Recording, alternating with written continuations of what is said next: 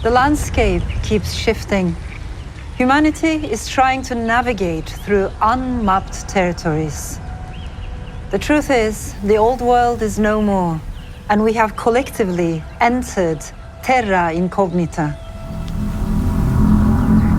Faced with challenges of gargantuan and global proportions, we feel disorientated and powerless. Humanity finds itself in multiple crises at once: environmental, political, social, all flowing at an accelerating pace. The rush of technology is faster than our cognitive processes can evolve.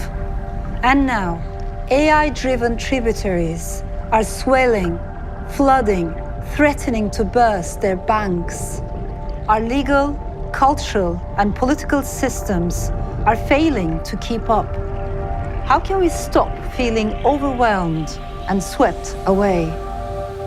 Let's pause, close our eyes, take a deep breath.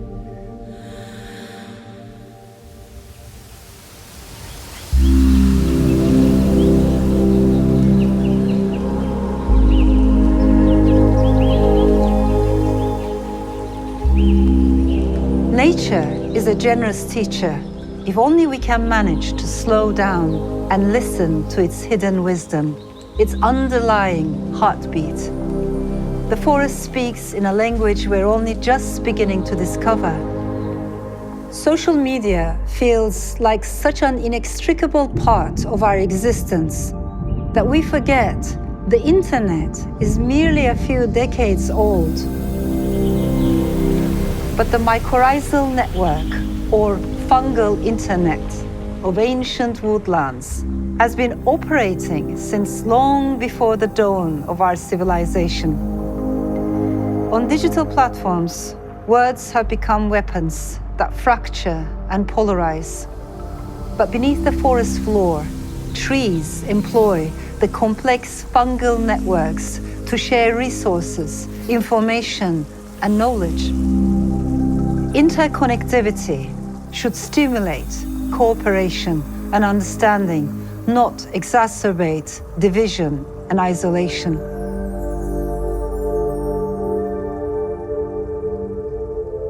Like the forest, democracy is a delicately balanced ecosystem of mutually dependent institutions. The ballot box in itself is not enough to render a system a democracy. For a true democracy to survive and thrive, you need the sunlight of a free media, driving out the shadows of corruption with transparency. And there must be an interplay between the rule of law, separation of powers, independent academia, women's rights, LGBTQ+ rights, minority rights, and the protection of the environment. How can democracy survive when democratic norms and institutions are eroding and the climate crisis threatens the very existence of societies around the globe?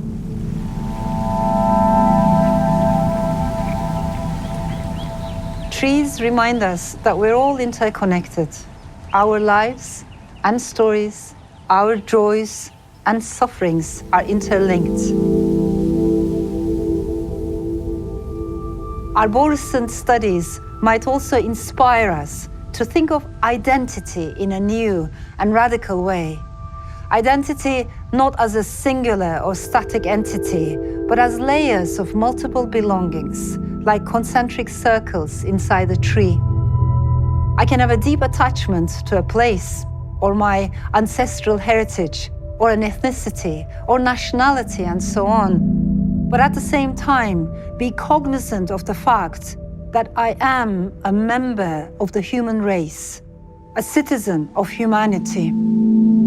It is possible to be from here and elsewhere, and at the same time, care about life everywhere.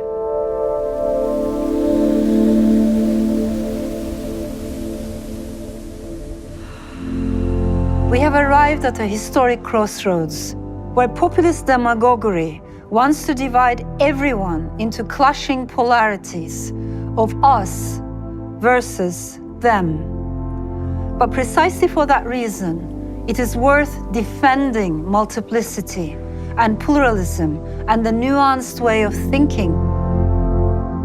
The forest reminds us that even in this age of existential angst, we all exist within complex webs of interdependence.